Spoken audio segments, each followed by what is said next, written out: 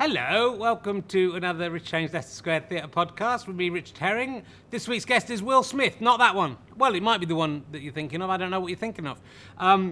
There's some slightly, you'll pick it up, there's slightly confusing. I talk about last week's podcast in this.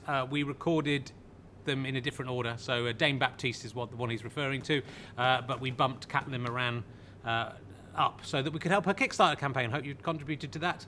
So when I'm talking about last week's podcast, that's what I mean. That's simple as that. If you want to come and see some of these podcasts, there's still a few chances to do so. We've got the 14th of November, come to the Leicester Square Theatre. You can see Tourette's Hero and someone yet to be announced. Sarah Pascoe unfortunately had to drop out, so we need to put another guest in for that. On the 21st, we've got Sarah Millican and Simon Munnery. Going to be very exciting.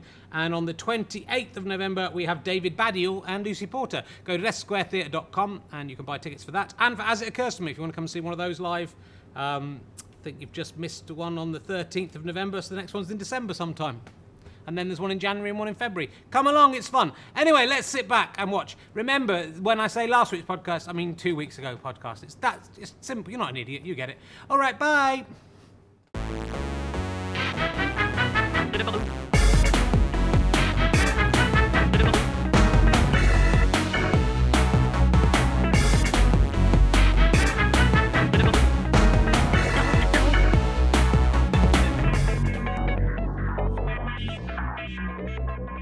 Ladies and gentlemen, welcome to the Leicester Square Theatre. Please welcome a man who went to school where art was taught by Rick Buckler's brother, though he personally was never taught art by Rick Buckler's brother. It was, can't remember the name of the woman he taught.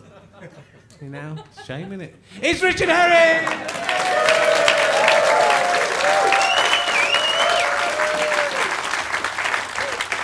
Thank you much kindly. Welcome to the show. Done too many of these, haven't I? So welcome. It's Richard Herring's Leicester Square Theatre podcast. But I was down with Frankie Goes to Hollywood. I don't remember them. They were good, weren't they? And the lead singer on there, he had a T-shirt saying Frankie says "Ea Ottoman." So I don't know if that's "Ea Ottoman" or "Hellestrapper." I've got confused. That's it. He's not that cool, is he, if he doesn't even know the right one? So that's not a good sign. Fucking hell. I'm really worried my brain. Last week when I was ill, 2 weeks ago now, I was ill. And I genuinely thought, this is it, I've got Alzheimer's disease. Because it was one of those things you just can't remember, like, your own name. Can you remember your own name? No, fuck, there you go. That's terrible. And so we've got a lovely audience here. We've got a lady down in the front who I was talking to just before. And she teaches drama. I want to find out more about her. So we're going to do that now. I'm taping you on my phone. So you've got a lovely scarf on. Are you cold? No, I'm from Canada. I'm fairly cold. You're from Canada, you're rarely cold. So is the scarf just a flamboyant gesture of... If I get upset, then I like to flick it, Oh, do you? Okay, that's nice. What's your name? I'm Sarah. Sarah, hello. And are you over from Canada? Oh, my finger's in the way. Are you over from Canada permanently or just... Well... Yeah. We're sending you back, and that's it. Canada's kind of one of the all right ones. Yeah, I like it. Yeah, no, in terms of racism, but you still have the Queen, right? Well, she's on our money. And stamps. And yeah, so you have the Queen then if she's on your money and stamps and is in charge, and you have to do what she says. It's good, isn't she? Do you like the Queen? I think old Prince William was over there, wasn't he? Yeah. Recently with the little babies and stuff. Did you go back home to see him there? Were people in Canada very excited? Your Prime Minister's quite good, isn't he? He's socialist, but he's quite good. I like it. Yeah. Good. Would you have sex with him if he commanded you to do so with his right of I am the Prime Minister and therefore can have sex with any Canadian person? Well, he's married, so no. Oh. He has commanded you to do it. And he is the Prime Minister. Would you do it now? No. Wow, okay, that's the only moral Canadian. We found them. We found that. I'm good, you passed the test. Also, your husband rang me up before the show and said, could you find out if my wife would cheat with Trudeau? So are you married? No. No, okay. Well, now you've been on this podcast. If anyone's interested, leave your email. We'll sort that out for you. It's like, I'm trying to branch out, get a sort of blind date aspect But I mean, imagine the terrible, tragic men who will be watching this. Yeah, I mean, I don't think I can really subject you to that. So, you're having a chat. What was the chat? What was the chat about? She said it's good for crowdfunding. It's good for crowdfunding. Finding her a man. Okay, yeah, that's good. So, don't understand what that means. Are you a prostitute who uses crowdfunding? No. It's good for crowdfunding. It's a good idea. We could set that up if you're into it. I know it's... Okay, right, time to move on. So, will you please welcome... Oh, no, first of all, I've got to insult someone who's paid me money. Imagine paying money to be insulted by me. I'll do you for nothing, mate. I'll tell you that is... I'm just going to show the people at home what an easy target is. And then... I hope I was recording there with... It was Sarah, wasn't it? Yeah, all good. I haven't lost it. That's what I could be insulting, but how much would you be prepared to give me to insult you? You can have my spare beer. Spare beer? Yeah. Tasty, I won't do it. It's Paul Hewitt. Hello, Paul Hewitt. Thank you for contributing. I don't call you Paul Hewitt, I'd call you Paul You Twit.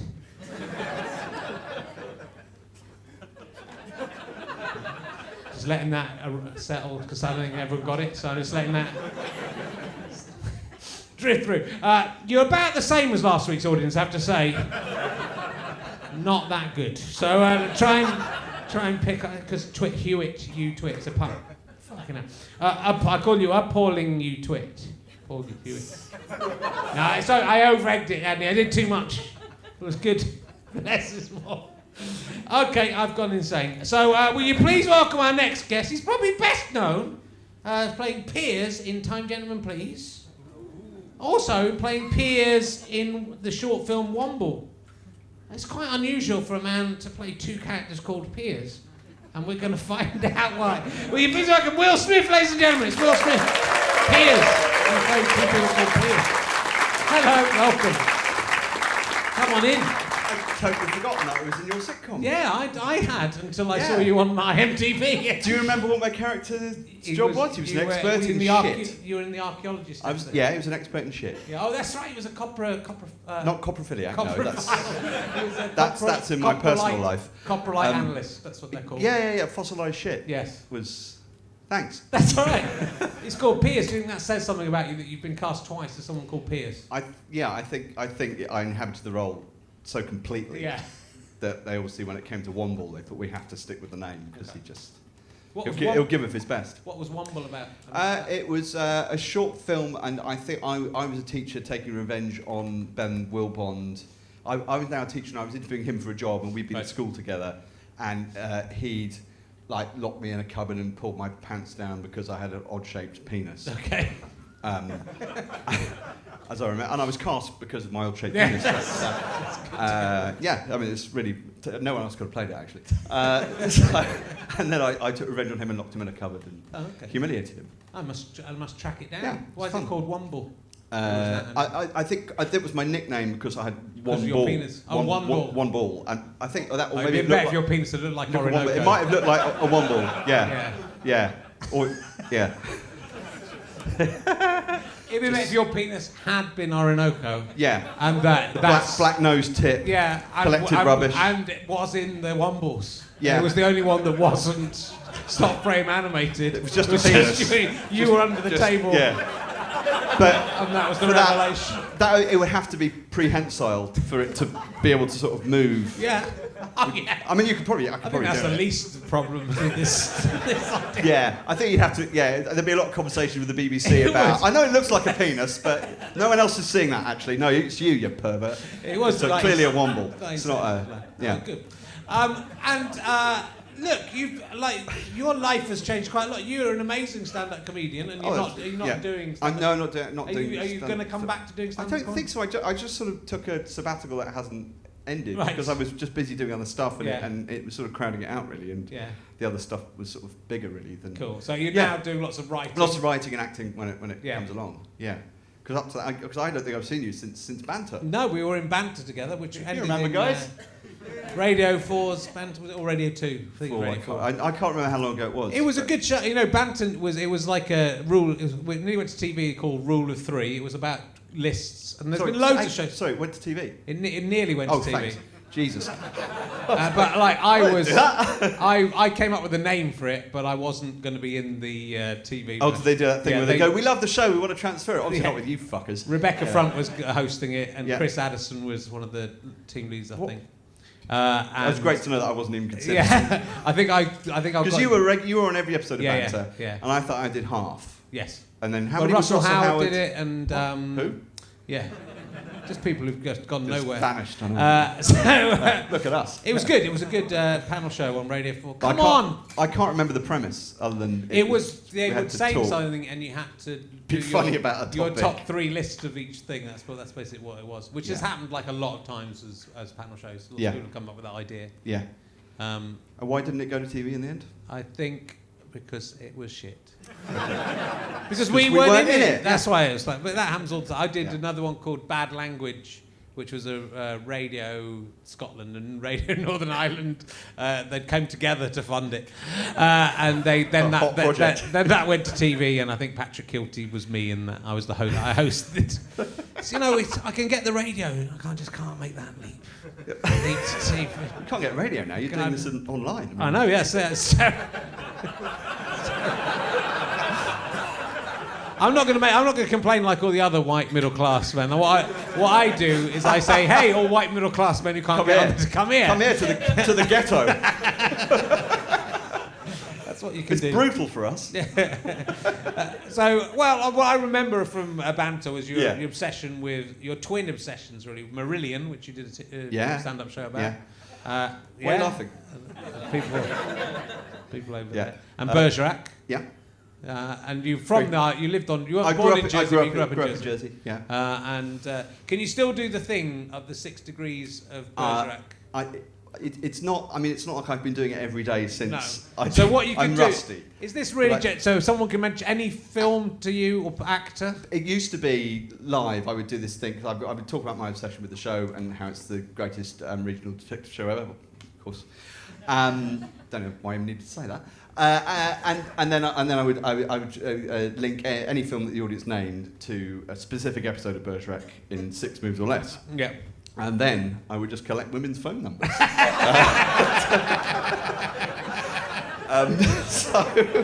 So can you connect the Adam Sandler film The Cobbler, which I like? All the people who are in Adam Sandler films are in it, if that helps. Do you know it? Shush. Okay. Adam Sandler is in Punch Drunk Love with Emily Watson, who's in Breaking the Waves with Stellan Skarsgård, who is in Ronin with Natasha McElhone, who is in episode 79 Snow in Provence. Yeah. Still got it. Wow. That's terrifying. Still there. The neural pathways. Doesn't go. Yeah, I don't know The Cobbler. What's The Cobbler? God, man! Is it genuinely worth watching or not? Is it a bad? Well, is any Adam Sandler film since Punch Drunk Love worth watching? Yes is the answer. Everyone is that. It's. I have talked about it on here before. It's about Adam Sandler who is playing a cobbler, which is a dangerous start. And his dad was also a cobbler, and his dad leaves him a piece of cobbling table. It's not magic, is it? That is magic. And that when you make shoes on it, when you mend shoes on it, you then wear the shoes if they fit you, if they happen to be the same size. That's like a normal cobbler, isn't it? You make shoes and if they fit, you buy them. Then you turn into the person who at last had those shoes. So they're second-hand shoes? Well, they're being repaired, aren't they? So people come in to have their shoes repaired. And then Adam Sandler could put on the shoes, provided they had the same size 10 feet as he did. So this is like they saw Click and they went, like that, but with shoes. Yeah. And what year was it? It's quite recent, I think. I think it's probably the last 2 years. Was Netflix? Yeah, I think it's probably a Netflix original. It might not be a Netflix original, but it's certainly around that time. But someone was telling me, Greg Jenner, who I want to get on the show, who's an amazing historian, and is also obsessed with Adam Sandler and how bad his films are, tells me that in Netflix he's one of the highest viewed things on Netflix. So is worth. What, that film? Or? Well, all of the Adam Sandler stuff is all in the top. If you go look at the top of the charts, they're all the Adam Sandler. They've got the ridiculous 6 or something. I know, it's like he's massive, like in Russia. Yeah. Stuff like that. It's just, so it works. It works for them. So that's why he keeps on being given money to make these terrible films. But I just can't imagine being in the situation where the pitch that you've just told me is the best idea for your next film. that trumps everything else you could possibly do. I think what appealed to Adam Sandler about the film was that he didn't have to do quite a lot of it. Because once he puts on the shoes, someone else. Yeah, someone else has to be. And I think he looked at it and went, oh yeah, I'll do that for £1 million because, well, more than that, because I won't have to do much actual acting. He is meant to be a lovely guy. Well, just to... Good. Anyway, we'll come back to. We'll chuck in a few 6 Degrees of Bergerac throughout the. It was very impressive. I mean, it might have been nonsense. Who knows? What? And you did a stand-up show about Marillion. Yeah, but I mean, I don't think people know who Marillion are because it's quite a cool kids reference. They were like the Sex Pistols of the 80s. Yeah. Or the Beatles of the 90s. They had a lead singer called Fish. Fish, yeah. Who left. He left in 1988 after the fourth album, Clutching at Straws, and has gone on to a fantastic solo career. And they got a new lead singer, Steve Hogarth. Okay. Yeah, sorry. Do you prefer Fish on his own to the Steve Hogarth Marillion? I like them both equally, but I have a huge loyalty to Fish because, if I had to choose. Did you meet Fish for this show? I met Fish. I filmed little videos for the show. So I went to stay at his house. And we got the artwork from the albums on the wall. We filmed me being like an overexcited geek, but it wasn't a stretch. I was oh my God, you got it! So just such a fan. He let you stay in his house? Stay in his house, yeah. I actually sent a text to a friend saying, I'm having a poo on Fish's toilet.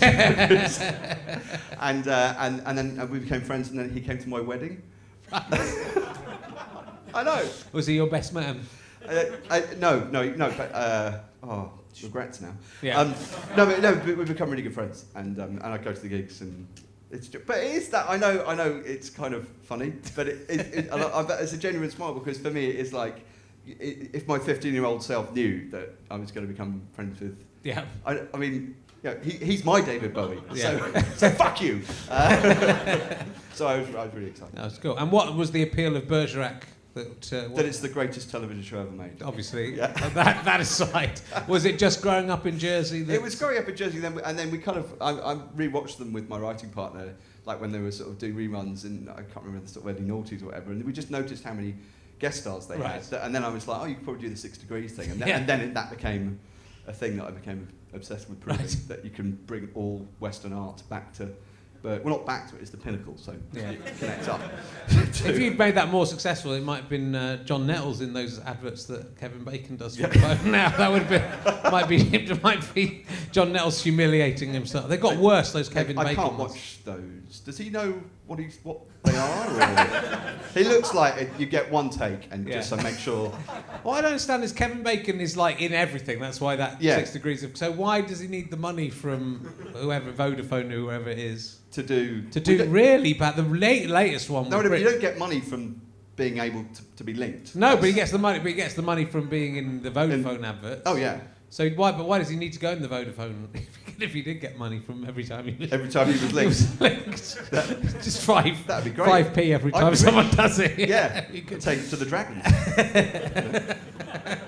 Baffle them. But there's the one he does with Britney Spears. Have you seen that? I mean, that's the lowest. I mean, I thought seen that one. What happens? My God. I mean, I can't even bring myself to tell you and remember it. I don't really want to rewind. Is he still saying "Bringing Home the Bacon" and? No, he's like, what happens at the end? She's there. He does an impression of. It's about being able to get any music on your phone, isn't it? And then so he's dressed as Britney Spears. Oh fuck! Really? In the red thing, and then the real Britney Spears is there at the end. Can we do a Kickstarter so he doesn't have to do it? It's like painful. What's gone wrong with him that he needs the money that badly?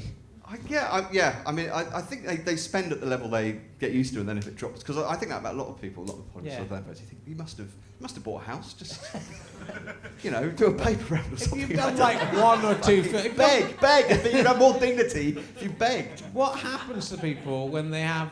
That's why I don't see. They're getting. I don't know how much Kevin Bacon ever got as a top, but he must have got like $1 million a film. Yeah. And so he did 100 films. Yeah, you think. And he had $100 million. Yeah. How can you spend that much money? Well, they end up with half. Because the agencies there's higher over there. And you've got Oh well, managers, yeah. Now you lawyers, put it like that. No, I'm not saying. Oh God, they don't end up with the money. I'm saying that. But if they're spending like a maniac and buying houses, Well, you have to have all your entourage. Yeah, it's all that crap that they keep them going. Whereas I would just not do any of that and just just want to do one film. Yeah. If I was Adam Sandler, I'd do one film and that's go, it. Thanks. And just invest it. And then, yeah. Or just buy a house, buy a table and 4 chairs and a bed, buy like a load of tins of baked beans. It sounds like a shelter or a bunker. Just wait for the apocalypse. If you spend £100,000 on baked beans, I reckon, if you bought them in bulk, you get a really good. So you get a discount. I reckon so you don't need any food for the rest of your life. Exactly. I reckon. But what are the sell-by tapes on beans? You're looking at 4 years ahead. Oh, and they go forever. No, it's 4 years. It's not like you could live for another 50 years. They'll be fine. I could ring up Heinz and go, I'd like to buy a Advanced stock. I'd like go. Can like I buy? futures trading in can beans. I buy? I want to spend £100,000 on baked beans. But can you deliver them in 5-year shifts? It's Richard Herring from The Cobbler 2. Come on. I'm not doing any more films. You would need to build a massive storeroom to keep all the babies in. You can see why the money starts to go. It's like, you have to have a guard. I've got one. You have to have 24-hour security. Or because people will come for the beans. I've got one simple question. Are there any windows in this dwelling? No, I'd have a house. Made of tins of beans. Then I'd have a massive baked bean store. Or just have it in a silo with a tap at the bottom, like a hamster feeding. Yeah, so you just put your mouth under that. Then you need a tin opener. It's heaven. You could put the beans through like a smoothie maker and just drink them. It'd be just have them intravenously fed. So I need a silo. Just someone Silo of beans. Someone I'd employed to check the levels. Well, that's an extra expense. You're talking about one film. I mean, I don't know if you. I mean, well, that's why how much you got to pay a person I think that's a year? why it happens is that people think I've got it sorted out. I've got the baked bean silo. But you can't afford to pay for the guy looking Yeah. after the bean silo. Yeah, so that's why you're doing the security at the top to make sure if a kid fell into that. It's got a lid, hasn't it? Yeah, but and not a ladder up the side. So. Well, no, you need to a ladder for the ladder to get him in. Oh, sorry. You need to pay for a crane to get the beans in there. Go, look, all right, I'll do the cobbler 3, but then that's it. I mean, it might, on reflection, be simple to just simply keep working and buying food as you need it. I'm just saying it's an option. You don't have to trade in future beans and. I'm saving money, aren't I, with my baked beans? My baked bean silo, crane, security guard thing. Oh, God. Right. I'm going to ask you, we'll get on to your serious work soon. If you had to go to a desert island, is this called Desert Island Dicks? If you had to go to a desert island and you could choose 8 Richards to go with you on the island, which 8 Richards would you choose on the island? I'm there already. Okay, right, great. Okay. To save you the embarrassment of not choosing. Richard Keel. Is it living or alive or Jaws, dead? Richard Keel Jaws. Yeah. No one's chosen him. That's a good choice. Yeah. Alive or dead? Alive or dead. But they have to be called Richard. At least in Dick, Rick is fine. Yeah. I'm now just thinking. I don't want to name. I'm thinking Richards. I'm naming them, but I don't want them, and then it looks rude if I say. So I can't think of any famous Richards. It's a difficult question. Is that why you picked it? Yeah. Why not? I just came up. Because I'm thinking, I don't know, King Richards 1, 2, and 3, but at least one of them was an asshole, so I don't want him. Yeah. Which one was the asshole? The hunch one who murdered the kids. Well. So but I could. What? Kids are annoying though, right? So. Yeah, and also he got to be king. He did. Yeah. So not them. So okay. It's just so far Richard Keel and me. You. That is a really low rent episode of Heston's Feast, isn't it? You, me, Richard Keel. Must be other Richards. Dawkins. Oh Christ. He'd just have opinions. He would. He does have opinions. Yeah, it's a theory, Richard. I just believe. There must be more famous. All right, I'm going to sit here until you You're come going to out. make me until you- sweat. Yeah. Richard Harris. Sorry, I got excited because I'm a big fan of the film The Wild Geese. Yeah. I was thinking, Rafe Chandler, he's alive. Can you link Wild Geese to Bergerac? Yeah, of course I can. Episode 29, House Guest has Patrick Allen, and episode 30, episode 30, the last interview has Barry Foster, both of them Wild Geese, that's points out. Don't waste my motherfucking time.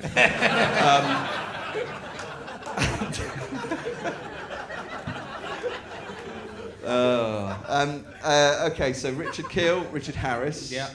I can't just keep saying the ones you've got already. I know, no, but I'm then thinking they'll then prompt. I'll think of other famous. Richard Burton, another member of the Wild Geese. Can I reassemble the Wild Geese? No, Roger Moore, Hardy Kruger. No. Okay, yeah, Richard Burton. That would be amazing. Yeah. Because there'd be no drink there, so you'd get the proper. You don't want the drunk one. No. You might even be able to make drink out of the coconut. Yeah, or potatoes you can make. Yeah, you know, kind of and you'd moonshine. probably be able to fashion a sort of silo. I that don't- you could yeah. fill with. If you just put a load of coconuts in a silo and left it long enough, that would be baked alcohol. bean whiskey. Yeah. I'm sure you could do it. But then Richard Burton, actually, he might be a really grouchy if he's not got the drink, so it might be. Yeah. Right. How long are we there for? Do we sort of Permanently. forever? It's not like a kind of you don't have to fight to the death and one of us gets in a boat at the end. It's not. We could do that as well. Okay, Richard Keel's out. I could take the others. I could take. Yeah. No, I've got Richard Keel with that. So Keel, Burton, Harris. There must be 8 people called Richard just in Bergerac. Is there anyone called Richard in Marillion? No. Dick Fish? What? He's Derek William Dick is his real name. There you Can go, I yeah. have him in? Yeah. Yeah, great. I don't need anyone else. Good. I'll ask another question. This is one of my new emergency questions. I like this. What is the most impressive celebrity that ever came to your school as a guest of your school? John Nettles. Of Of course. He opened the 1989 School Fete. Did he? I mean, why do you ask? That's good. Timothy Taylor as well. What's So the he's least one of them. impressive celebrity that ever came to your school? I remember. Well, Keith Chegwin came to the Royal Square. We had Swap Yeah. Shop Live. They came for a broadcast, and Ted Heath. We went to hear him do a talk at another. Ooh, no wonder he school. turned up in Jersey. Yes. Yeah. Hey. Ask the Canadian. Are you a little bit lost in this episode, I'm guessing. Bergerac, Marillion. Do you have Marillion in Canada? Yeah, they do Marillion weekends in Montreal. Yeah, believe me, no one in England knows who they are either. Don't worry. It's quite a specific, nerd-specific. No, it's not. They recorded Reel to Reel, the live album in Toronto. Yeah. Thank you. Yeah. Did any future celebrities other than yourself, Will, go to your school? John Henry Fall, who's a comedian, does Story Beast. Okay. He was a few years below me. Kenneth Moore was older, Okay. the actor. He wasn't in the same year as you, though. I just said that in case you didn't know. Okay. You know, he might be. He's not that obscure at all, is he? Kenneth Moore's good. Yeah. I think that's it. Well, there's. I don't know whether he was there for a while because he pissed me off. Henry Cavill, who's Superman. I don't think he went to my school. I think he went to like one of the local prep schools, and then he went to sort of boarding school over here. That many schools in Because Jersey, then can they? Yeah, it's about 5 or 6, so he could have gone to one. Well, I don't mind. It's just there was a little window where I was like the most well-known person from Jersey, and then that fucker had to be Superman. So, but I didn't get the audition. If I had, different story. It's true. Yeah. Did the siblings of any celebrities teach at your school? Okay, walk me through that again. The siblings. Were any of the teachers at your school siblings of someone who was famous? Did No. John Nell's sister teach at your school? Yeah. Oh yeah. Bob Dylan's sister taught art. No, not as far as I know. It's Have you found any? failing. Has anyone had? Me? No. Have you got any answers to that where they haven't had the Well, sibling you're of only the celebrity? second person I've asked. Okay, and what the first person I answered? can't remember what Dane Baptiste said. Did now. he have a celebrity? It was last week, wasn't it? It's a long time ago. I don't think he had him when I had one. I was very excited. Rick Buckler's brother. Who? Rick Buckler from The Jam. Oh, come on, man. Oh, yeah, He's The like Jam. Marillion. Yeah. Fucking Rick Buckler from The Jam. Yeah. Okay, let's talk about Jersey, because your new, your book. Yes. You've written a kind of Bergerac novel It's about. not Bergerac fanfic. It's about Jersey. It's set on Jersey. Yeah, in the 80s. Yeah, and I've quoted a Marillion lyric at the end. Oh, that's given up. I haven't got to the end yet. Yeah. Don't give that away. As if I would notice. So, I mean, it seems quite. I like. I've only just started reading no, it's it. fine. We're going to talk about it in a future episode because Will is sponsored as a product placement for his book in a future episode, and so paid on Kickstarter. And it's quite nice because it more or less is the same as his fee for being on the show. Yeah. And I was quite tempted making a loss. I was quite tempted just to product placement it in this now and say that's your product placement. I won't. I'm going to put it in another one as well. Yeah. So I started reading it, and I will read it by the time it's product placed. Yeah. But it's and I can't. I'm just with kids. Can you read? I can't. No, you I've can't. just Yeah, stopped yeah. reading books Yeah. completely. Yeah, I remember I went on a holiday when my wife was pregnant with our first child. Went on a 2-week holiday. I think I read like 9 books or something insane, just lying on a beach. And then in the last sort of 7 years, I think I've read 4. It's just, you just don't get time as much. So it's about that kind of small island mentality. Yeah, it's called Mainlander, so it's yeah. about somebody who's not from there and feeling kind of shut out from it. And is it someone goes missing? A kid? Yeah. And it's Yes. sort of like and then they call it a detective. He's called Bim It's Bergerac. called Bim Bergerac. It's got a cigar chomping father-in-law. It is, but Jersey is a weird place, right?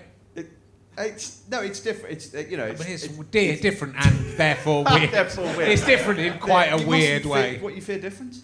I don't. I enjoy difference, but not the Jersey. It's got its own. It's got its own feel. I mean, it's got the French influence, and it's sort of part of the UK, but not. It has its own kind of government and own currency. It's pounds, but it's Jersey pounds, so it feels. And they're very they're very proud of their kind of independent heritage sort of thing. So it does. You're looking at me. I know. I'm trying to think of a joke about the Nazis. Yeah, no, I know.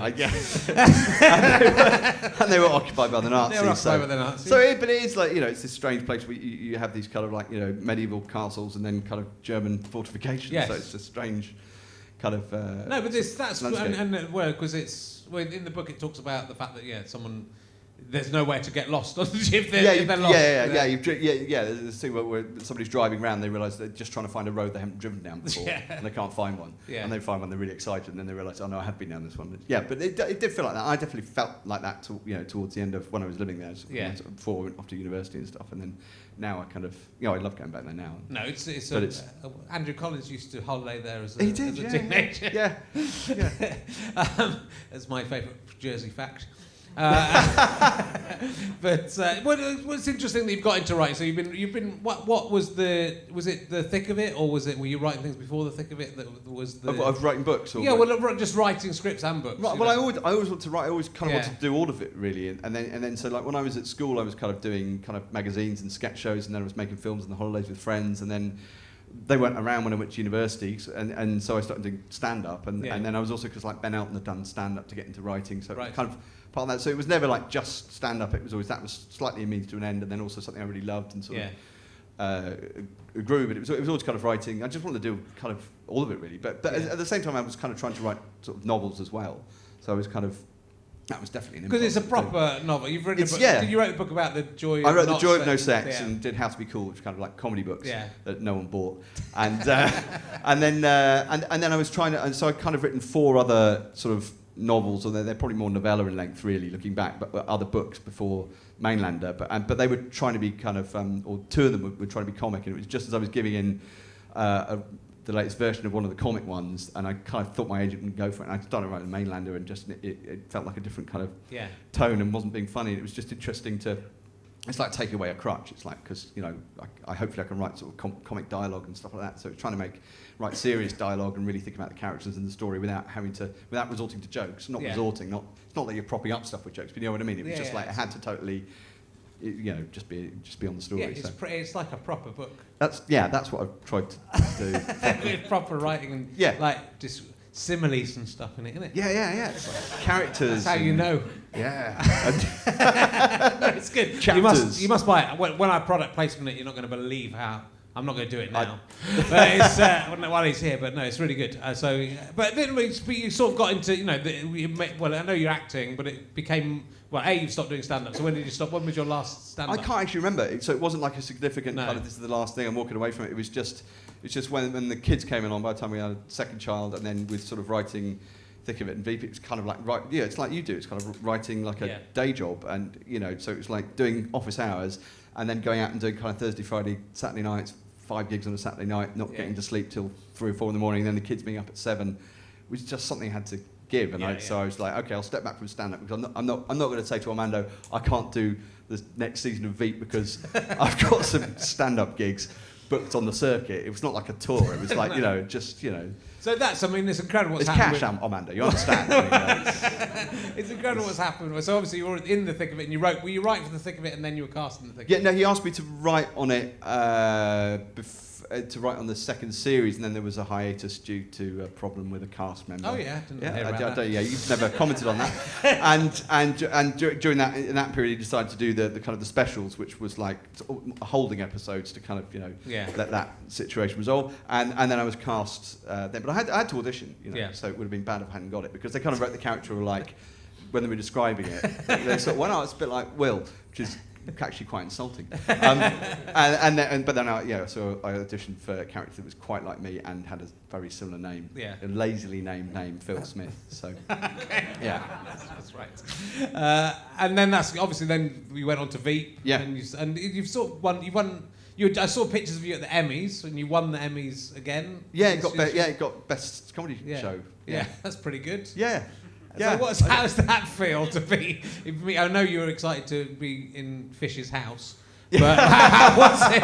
It obviously is not going to come up to that level. Yeah, Richard, when you've been to the moon. But that must be just a mind fuck to be at the Emmys, and then you've already won one anyway. It is that kind of, you're sort of sitting there going, oh look, it's Jerry Seinfeld talking to Chris Rock and Jimmy Fallon, and so there's that side of it. And then, so Larry David gave us our award, so sort of 2 feet from Larry David going, and then the Game of Thrones people won after us, so they sort of came backstage for photos and stuff as we were finishing, and Kit Harington, who plays Jon Snow, just spoke to me. I was like, oh my God, it was really friendly, really nice. But I think he's a Thick of It fan, so it was, so it's stuff like that where you go, wow. Yeah.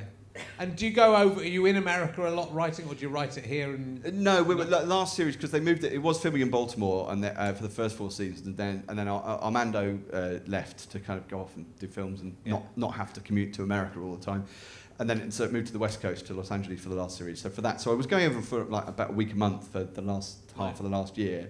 But then this series, I think I'm just going to be writing stuff from here, just doing punch-ups on the script, and not because again that's quite a lot doing commuting to Los Angeles. Well, I think Armando obviously felt that. I find it difficult going to Sheffield or whatever, and having to not come home. So it must be weird if you're that far away. I think it.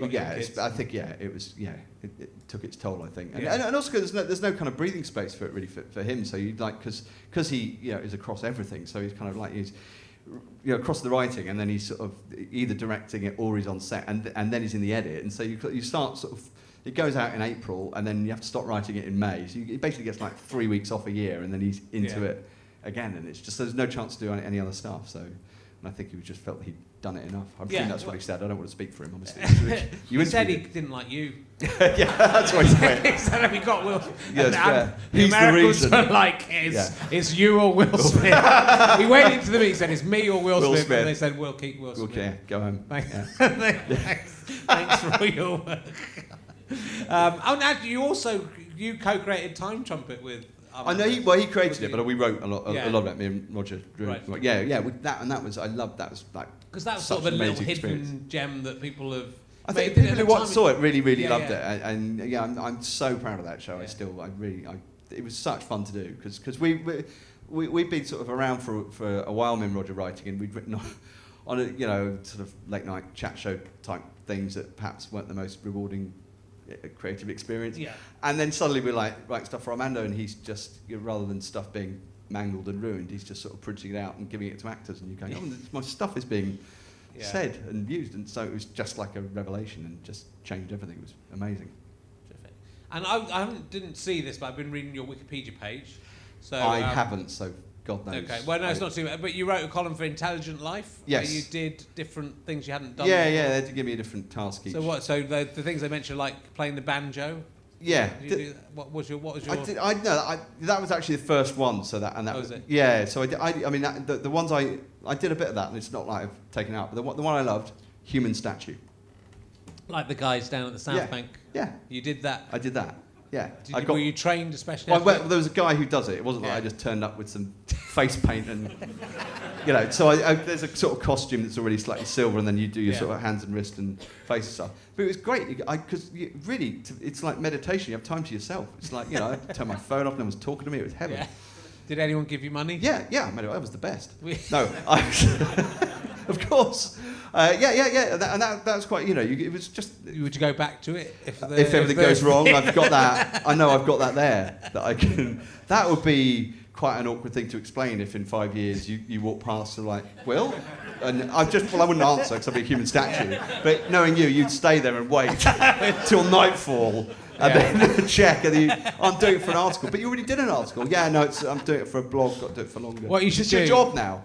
Not that there's anything wrong with it. The best ones, there's some Shreks on Westminster Bridge. They're the best. You should do that.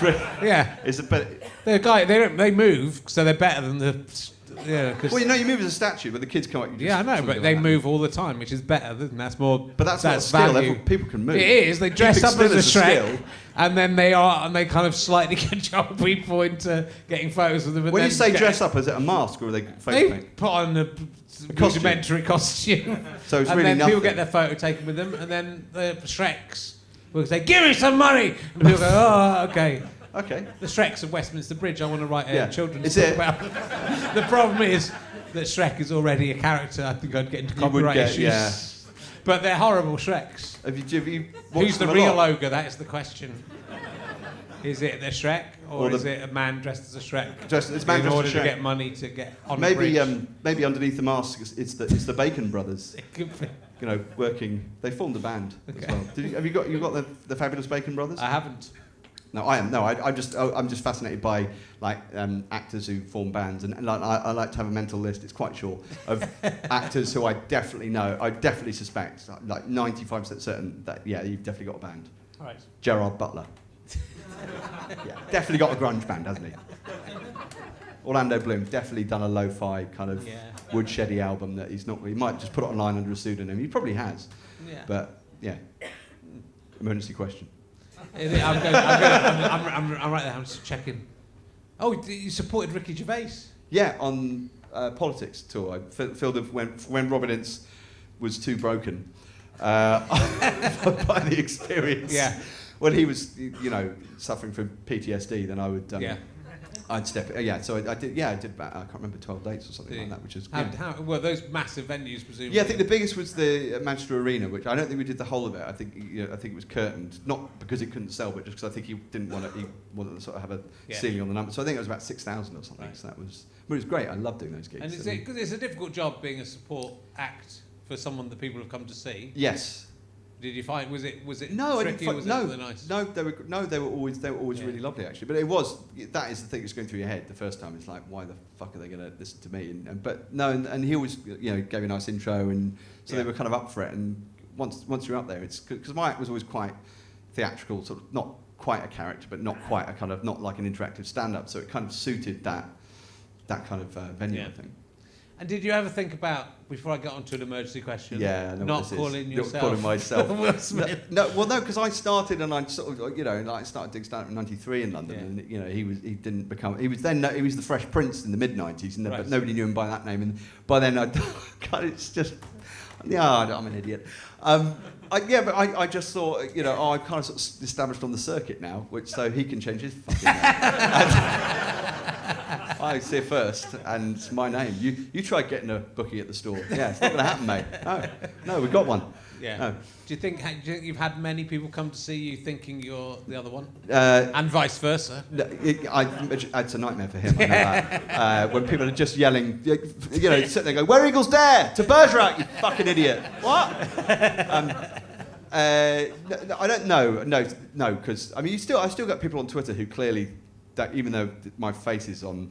Yeah. Yeah, but anyway, but I remember when I was.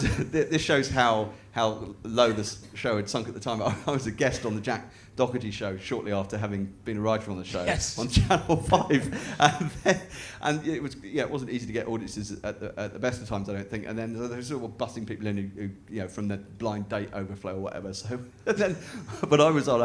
Rog was at the back. One of the other writers, and heard someone sort of remonstrating with the person on the door saying, "You fucking told me it was fucking Will Smith. That's not fucking Will Smith. Look at him. It's not fucking Will. Look at him. Look at him." So once there was a very angry man from Essex who came to see Jack Doherty. Just one time. And that's it. Yeah. Okay. How about this? What is the worst thing you've ever tried to squeeze down the drain of a shower?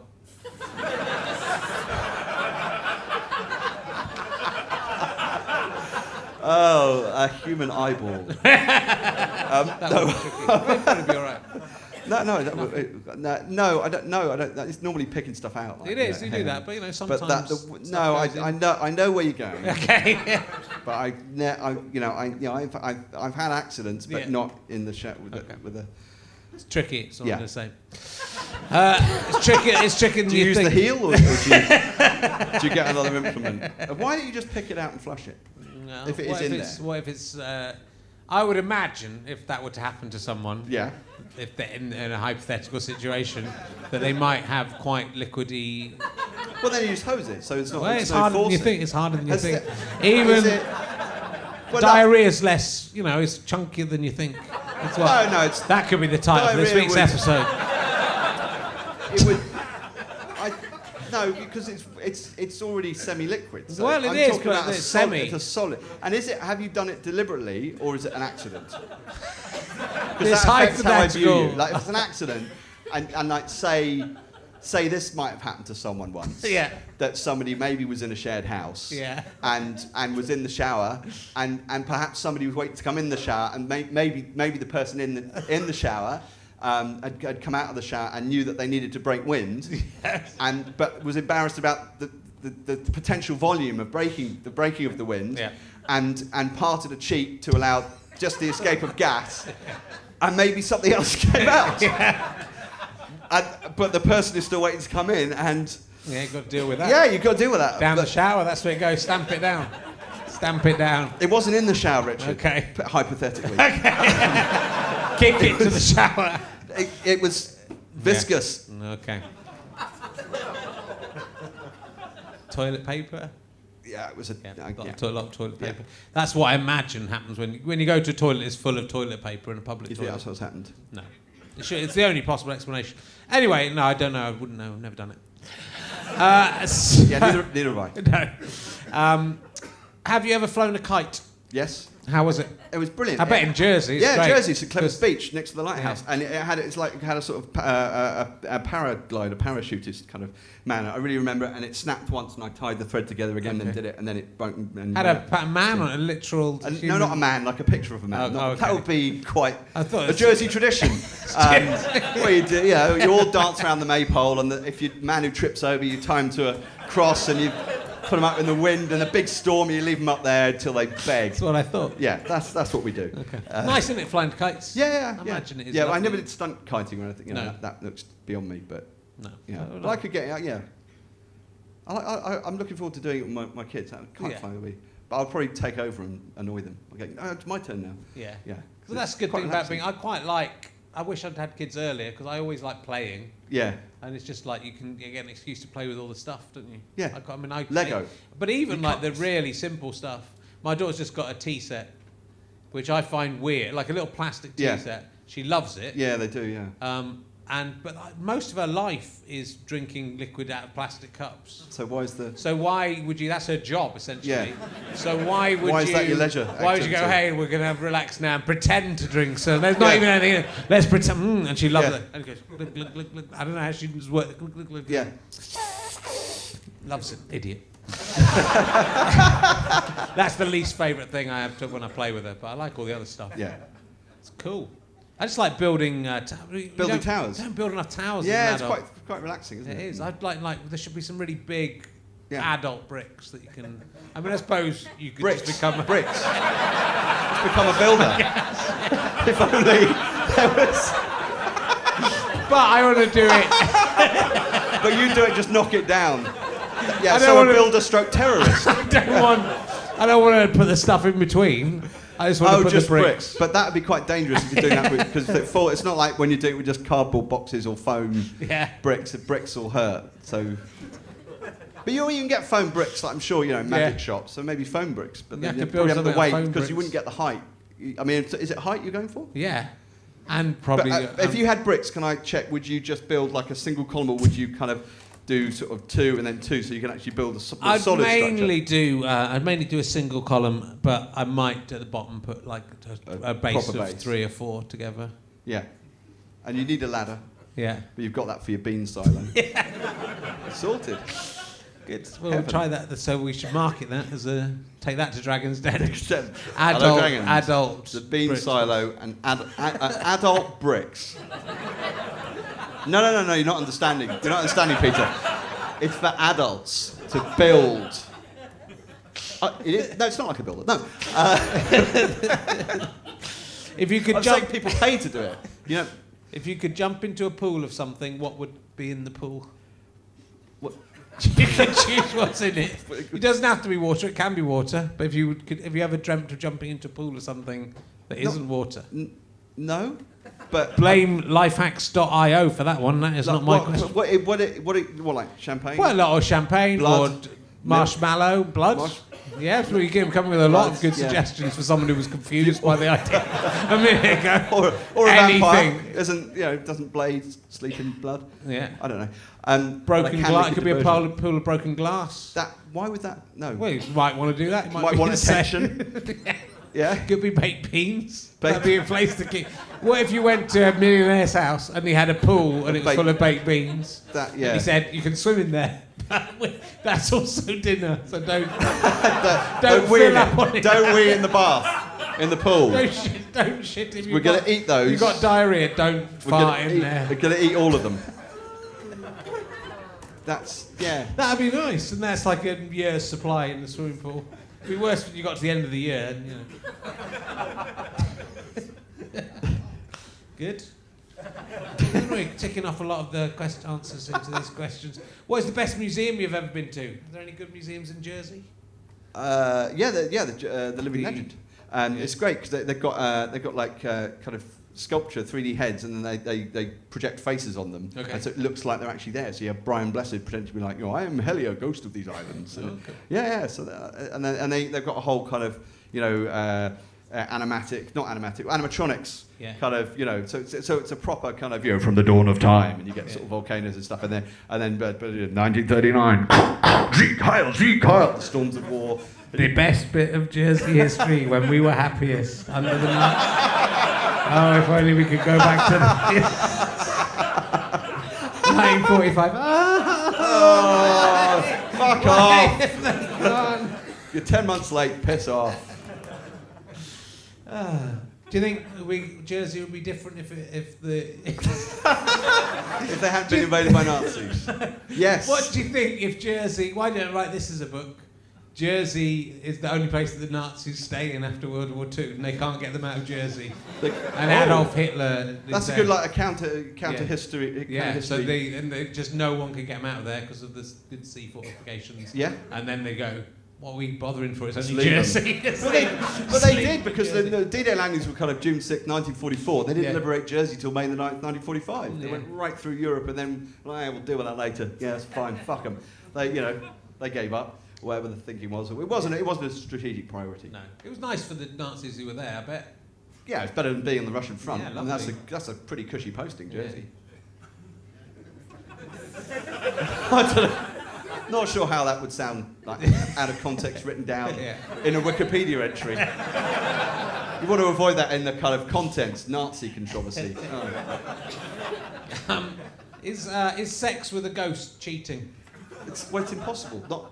I'm not even going to say because ghosts don't exist, because how would you penetrate what is vapour, or not vapour, what is spectral? It could be a water ghost, mist ghost. What if you got fashioned a human shape out of polythene? Like, see, someone's more shocked by this than the Nazis. You may as well just wank on a ghost. Okay, if you're going to say you do the sheath and then you... Just make a But how person, would but it's you- like a big, like... But and it's then, not- And there's no- then the ghost's inside. And their sorry. Their I see. face would be Sorry, looking out. I thought you meant like a pouch, like a. No. Oh, yeah, sorry. I mean, like, let the ghost... Build a human-shaped polythene and put human them in being. it like Let's say, get in. like the guy in Hellboy who's made of gas. Maybe, I don't Yeah. know. And they get in, and then you can look at their face through the polythene and But have they got a face, or is it just like Well, a they've got a like spectral sheep? face. Is it a sheep ghost with just eyes, or is it like a No, it's like a... proper, like a haunted, like a proper ghost. like It's not like a child with a sheet. Not a child ghost. Real ghosts don't have sheets over them. I mean, only But- ones of children but who you're- I'm died when talking they were about- pretending to be ghosts. I'm going. Then they have but then that is not a sheet, it's the spectral... I don't want to have sex the with a kid under a gossamer sheet. That's what I want to stress. Okay. I'm saying, are we talking fictional ghosts? Like, are we talking like nearly headless we're Nick? talking That real type of- ghosts. Real ghosts. But there aren't real I'm ghosts. talking about these fictional ghosts. Fictional, my sexiest fictional ghost. It could be, whoever, Nell Gwyn. Is she a And ghost? She's. Well, presumably. Of course. Oh, because everyone's a ghost. Eventually. Yeah. Oh, yeah. Okay. And then you get her wrapped in... And she can't... Cling film? Yeah, cling film will do. Yeah. It's anything solid. Is she enjoying this, or are we hearing a kind of high-pitched scream of "Let me out of this It's politics"? okay because they're a ghost. It's the same. They have feelings, don't they? Or... Well, no, but it doesn't matter to them what they live in a different three-dimensional objects. Don't matter. So it'd be hard to keep them in.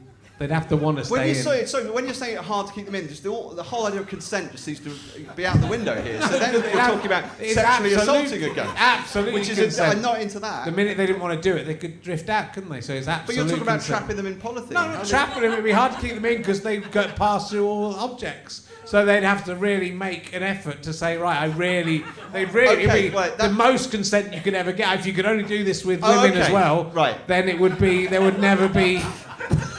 Yeah, edit point. They'd have to stay so inside. you're saying that when they're escaping, it's like they can't help it. So if they really want to have sex, so it's almost like a kind of like a fairy tale, a kind of adult fairy tale of like Little Mermaid. It's like, so the ghost, you fall in love with the ghost is in love with you, but you can't have sex unless they get in this plastic thing that they evaporate from. So you have to have sex really quickly. Not a problem for me. And then you have to do it quickly and consensually before to consummate your love for the ghost. Yeah. Yeah, I'm in. Okay. How'd your wife feel about you having sex with a ghost inside a plastic?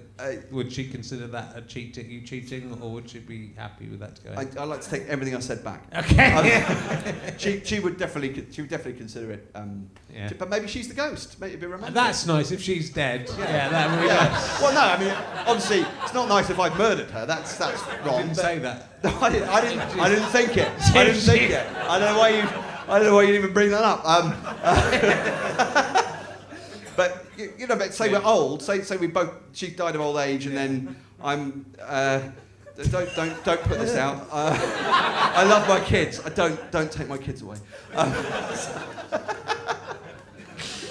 Oh, good. I'm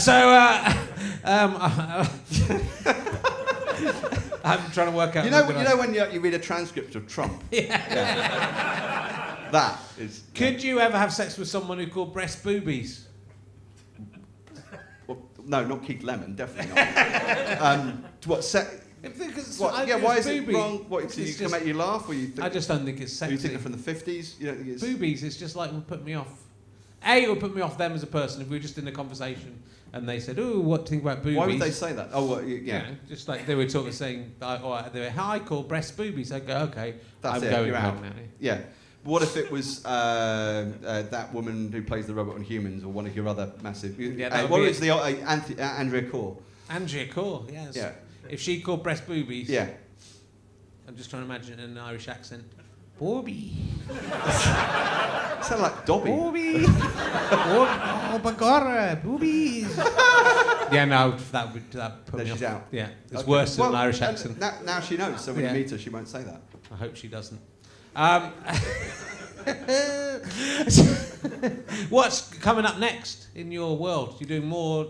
Is there more Veeps? Yeah. It's more Veep season 6. So I'll be doing kind of punch ups on the script from here, hopefully, and then got an ongoing film with Armando that's it's been ongoing for years. So he's got about 5 films on the go. So Done about that, and they've got a sitcom in with Channel 4 and a spy thriller in with the BBC and other dramas and things. So lots of stuff like that. I wish Armando's back here because I'd suggest that ghost polythene thing as a film idea to him. Yeah. Could you? Will you suggest that when you go into? Maybe just play that bit. I'd rather pitch it to the dragons, to be honest. It's a thing that means you can fuck ghosts. I'm looking for £1 million in return for 1% of my business. Fuck you. Yeah, I think they might go for it. I want to talk to you about Nevermind the Full Stops. Do you remember being on Nevermind? I was on Nevermind the Full Stops. I'm quite obsessed with it. With Julian Fellows. Julian Fellows, a dictionary quiz. It was fucking awful. What channel was it on? I think it was on Julian Fellows' Grammar channel. It was that era. Hours. Are they still doing that now? I'm not really in the loop with panel shows at all. They're still doing that, have I got news about everything, which is not so much, I think, now. Yeah, it's not. They've exhausted the whole... Yeah, it was a thing about a very hard quiz about punctuation. Yeah, I remember I got a dictionary as payment. Did you? And some money, but you got. Oh, I think I did get a dictionary. Yeah. Yeah. I've forgotten about that. And I do remember telling Armando I was doing it being at Thicker at rehearsals, saying I had it that afternoon or the next day, and him just looking at me going, "What are you doing that for?" Thinking, I don't know, because it's kind of like, you profile and all that. Yeah. It doesn't mean there was no profile. There's no profile. Did anyone see Nevermind the Full Stops cheer? Yay! Yeah. Oh, okay. It works. And they're here tonight. Did you ever learn anything about grammar from the show? No.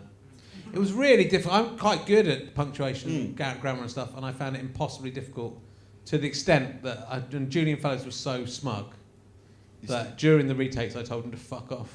Oh, right.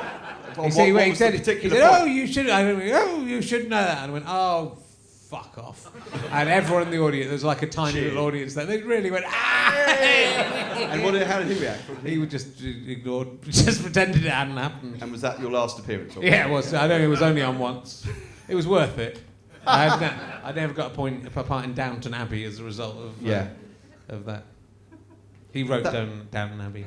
Yeah, that'll be there as an audio. Somebody can leak that eventually. If you're ever running for office, that'll knock you out. Yeah. Maybe propel you. The Downton Abbey guy to fuck off. Yeah. That would be it. Yeah. In America, that's me screwed. They love it over there. They do love it. They do love it. Cool. Let's just check. I might just want to check my new emergency question. Have you ever killed someone but never spoken about it? Matthew Crosby's wife. And Windsor Davis. The same, so that neither of them would outlive the other. I did the double for you. Yeah. What do you think about CJ from Eggheads? Did you see this story? Didn't he write in his autobiography, Well, yeah. I pushed a man in a canal, he probably died. Yeah. And then is surprised when police... Well, that is illegal. It took a long time, though. His book was out for a while. I talked about it quite a bit before he... What you were talking about before? Yeah, I talked about it. So you read it? No, I just... the story came up that he kicked a man into a canal. Yeah. And I thought, it's a bit queer. The thing is...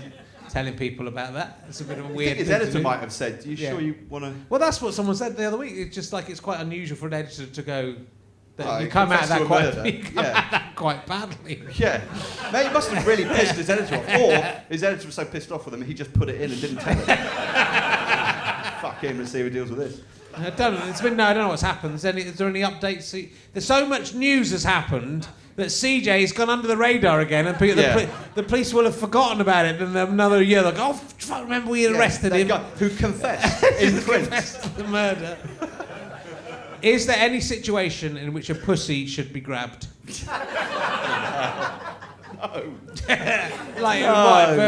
Whatever pussy cat.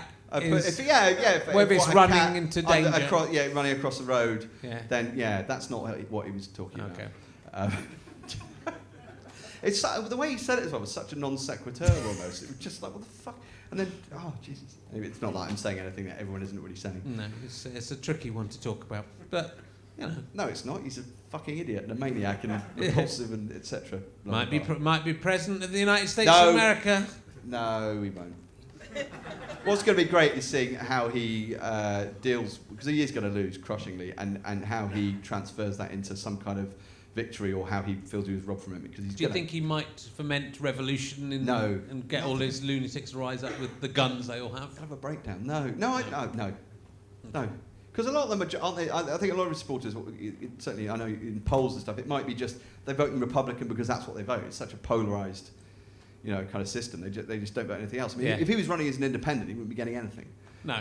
But how wouldn't be getting enough for it to be a threat. But how does the news and the real world being so insane affect you writing Veep? I think they're probably just thinking it'll be over by the time we go out, and so it'll just be, we won't have to react to it, and we'll just have a normal, stable president. Yeah. As far as I know, they're not planning, not addressing it. But it's sort of weird, though, isn't it, in the way that it affects satire by you not being able to, even if he doesn't win, and the situation's got so crazy. I just think it's unbelievable. That's why. Well, so nothing. You can't make. If you made this up, people you couldn't make him up. No. People say this is insane. But my feeling is that if it doesn't happen now, it will happen at some point, won't it? What? Some nutter who will get the popular. I mean, it's happened once before. Yeah. Quite famously. Do you remember what happened in Jersey? When Jersey was that? Yeah. That was all part of it. The people in Jersey. They voted for him, didn't they? Yeah. Trump gets in. But don't you feel that gradually things are getting more progressive and people are more tolerant? No, I don't. No, look at the vote. I know. No, but that's all old people. They'll all be gone, and then you think. But do you think the old people will be gone and things will change, or do you think we'll all just turn into old people who are cunts? No, because we don't. No, because we don't have those attitudes now. I just don't. I can't imagine. No. So do you think we'll go back into Europe in 20 years' time when all the old people who voted for Europe? You think we'll go back? I think it'll all. Yeah. I think it's going to be just horrendous for the next 5-10 years, and then. But I think it will. Do you think we'll go out? Do you think we'll leave Europe? I think looks like we are, but did they force the vote today or not? They were talking about. I don't know. Or whatever day we're supposed to be recording this. But the people in the future will know what's happened already. But I don't see how they're looking like they can't avoid it. Even the people who hate it are sort of saying, well, we have to respect the British people who've spoken. Not really. They didn't. In a confused way.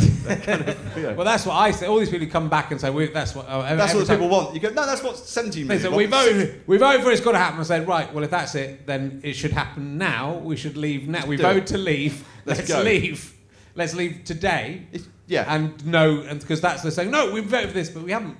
You've got to make some arrangements. It's not enough. So either we voted for it and we go today, or we haven't voted for it and we make some. Well, we make some arrangements and decide what we're going to do. So it's either the votes yes or no, and yes, and we're gone. Yeah. And we have no time to rearrange trade duties, and we all die because we have no money. Yeah, we can't. And then we can go. Maybe it wasn't that a good idea to leave Europe. Maybe we should go back. So you think it won't happen because it hasn't already happened? No, I think it will happen. I think it should. We should happen. What? I think it should happen because of democracy, but I also think it's not enough. It's like if you had 100 people in the room and 52 people said we all want to wee on the floor, and the other 48 can't. Yeah, fair enough. There's 4 more of you. It's just bullshit. It is, but I think they have to go towards it. But I also think the Parliament has to be able to say, hold on. I mean, what is it? Yeah. What is it? And if it's going to really fuck us up, maybe we shouldn't do it. And also, Liam Fox just looks like he won a stint as a government minister in a charity auction. It doesn't look like a credible. It looks like I'm having a laugh. It's quite fun, and I'm sure I'll get the hang of it. But it's just useless. Yeah, it's only our lives. And I'd love to watch it. Well, they're saying everything's going to go up by 15%, apart from New Zealand lamb, which will be cheaper. Yeah. So I think. What about beans? Don't know what happened with beans, but if we buy all the New Zealand lamb, and then dig a tunnel in another tunnel to Europe. Yeah.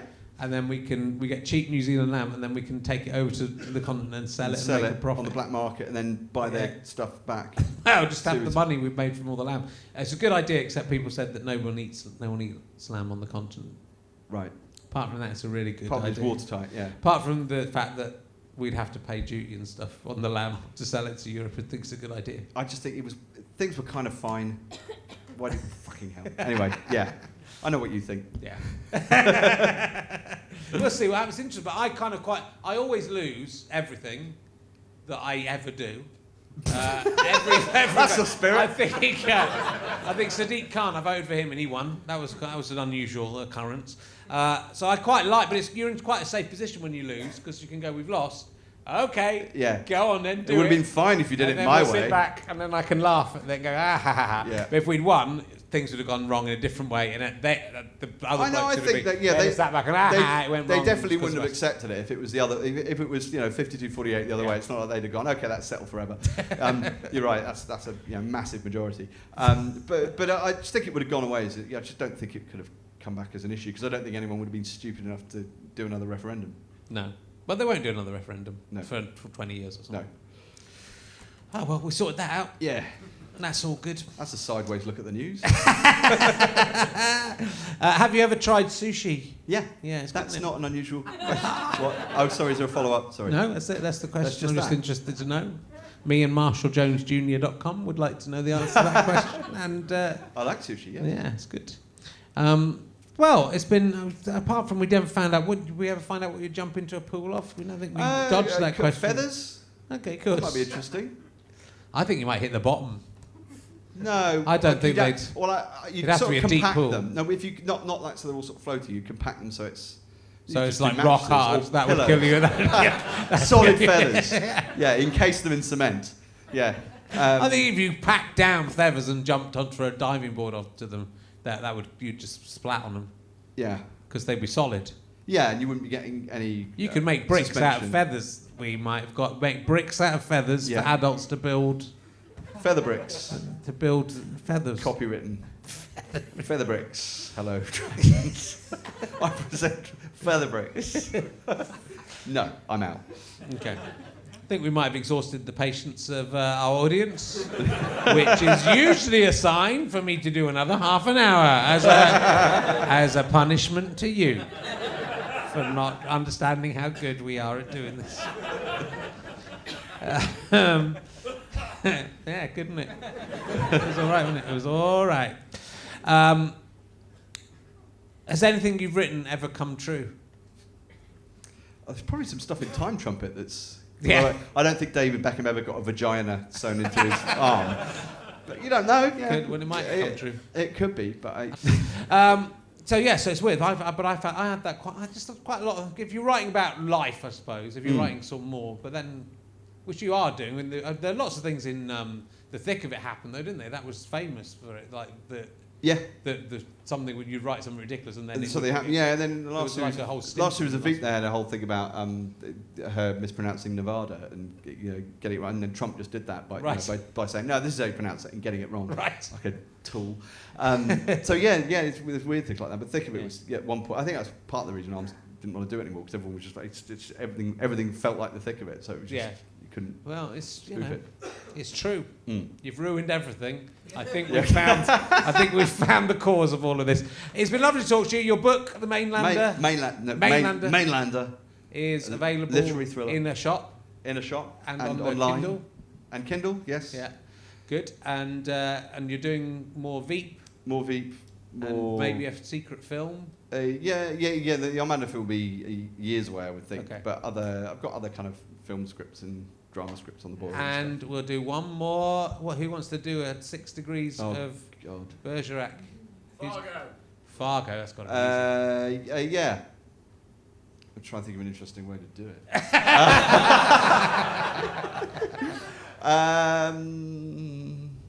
It's going to be Buscemi. See, now I'm on the spot. Yeah. I'm actually panicking now.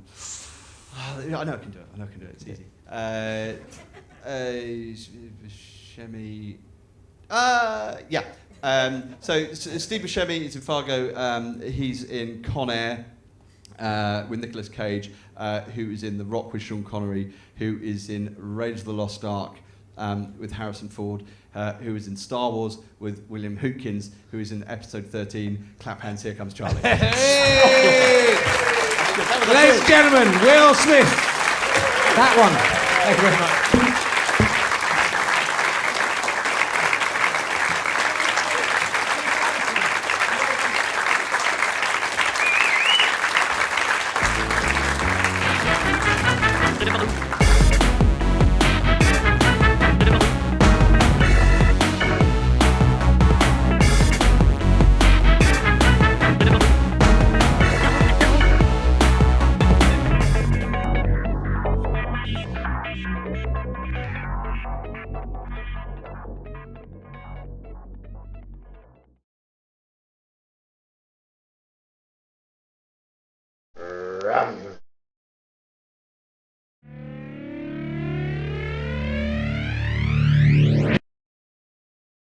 How'd you like them sky potatoes?